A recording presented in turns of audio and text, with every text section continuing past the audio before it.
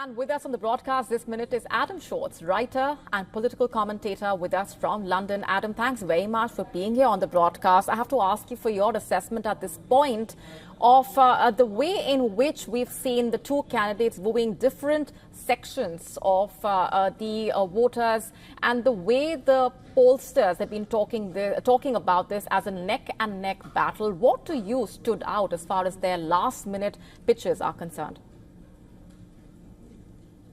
Well, I think, every single US presidential election, both candidates say that this is the most important election in their lifetimes. But I think in the minds of so many people, they really believe that actually this time that really is true. And I think really the main reason for that is the huge gulf in sort of character and temperament and opinion of both main candidates on a whole host of different issues like women's healthcare, like healthcare in general, but even on some issues that aren't even normally in play, like respect for democracy or US maintaining NATO support. So in terms of your question, in terms of the way that the candidates have actually tried to draw up support from their voters last minute, I think they've really leaned into those two kind of main areas, really, to try to really sort of to create some enthusiasm from their base, because really all kind of previous US presidential elections have really shown that that is the way to win.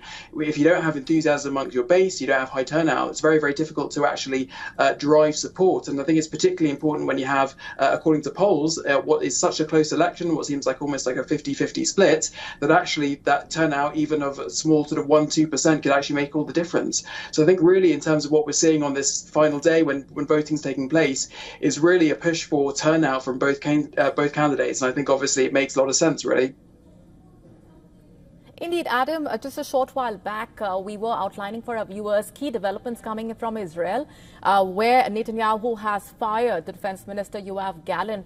This is, of course, coming at a time when Americans are voting. How can we not then, at this point, talk about to what extent the U.S. election outcome will actually impact the situation in West Asia?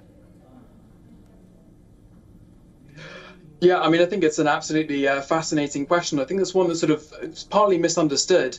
I mean, both I think Harris and Trump have tried to sort of claim parts of the US electorate that actually care deeply about this issue in the Middle East. We know that both Trump and Harris have appealed to both Jews and Muslims, which when polled actually show that they care most about this issue going on to do with Israel and conflict with the countries and really with the regions around it. I think in terms of Harris, I think, probably you'd probably say that, largely she will continue with the other kind of policies that Biden has kind of enacted, which is trying to support Israel, but also trying to kind of restrain it in terms of trying to reduce civilian impacts. I think in terms of Trump, it's actually a lot more complicated and nuanced, and largely based on his character.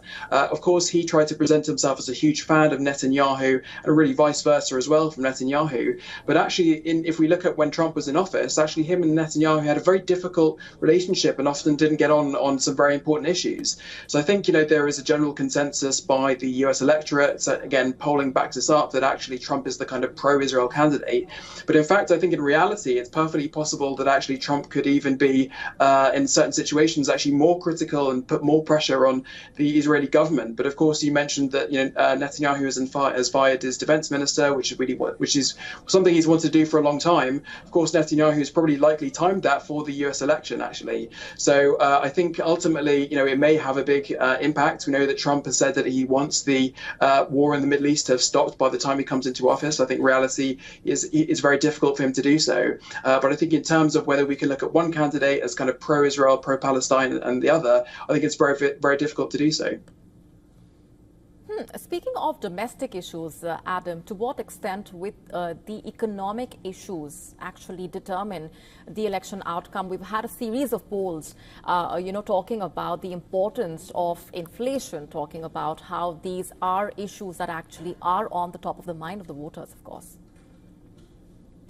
Yeah, well, of course, the economy really is, going back decades, is an issue that really tends to be at the top of the voters' list. And of course, American voters feel that way as well. Of course, all over the world, we've seen economies impacted and trying to recover from the COVID pandemic. And of course, to a lesser extent, the Ukraine war. I think the reality is that actually America, when you compare it to other similar sort of industrialized economies, is actually doing pretty well.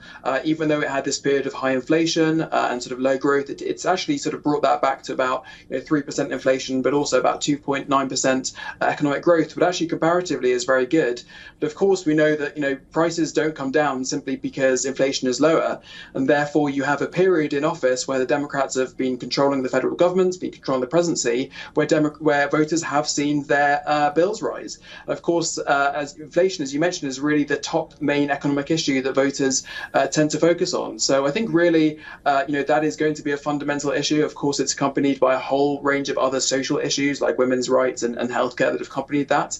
But I think really, when we see the result, it will really reflect the extent to which the American public is willing to say, you know what, we understand things have been difficult, but actually want to continue down this track with the Democrats, or whether they want to take a bit of a chance with Trump, who's of course promised the greatest economy in history.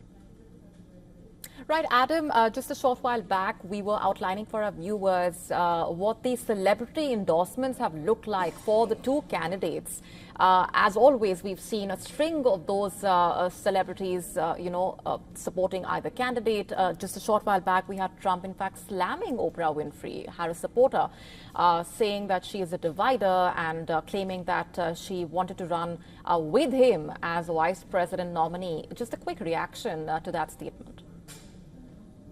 Well, I think, the kind of jury's out as to whether celebrity endorsements really do impact the vote. But I think certainly one thing that is not going to help is actually attacking celebrities like Trump has done with Oprah Winfrey. We know that she is phenomenally popular among both Republicans and Democrats. And so I think the decision to actually go after her in a very personal way, which is a very typical way that Trump deals with people who don't align with him politically, may actually be a big mistake on his part. But we know that the sort of push to try to get celebrities kind of comes with a general shift in elections in America, which is where generally voters are watching less mainstream news and actually following influencers more or listening to particular podcasts more. And I think that has been such an important way that actually you've seen this polarization take place in American politics, where actually people have moved away from those mainstream sources. So I think really all this kind of shift to get celebrities on board is really all part of the kind of polarization taking place in America. But as again, there's so much speculation that's taking place right now, but really we have to wait for results to come in, hopefully in the next few hours, and we'll get a much clearer picture.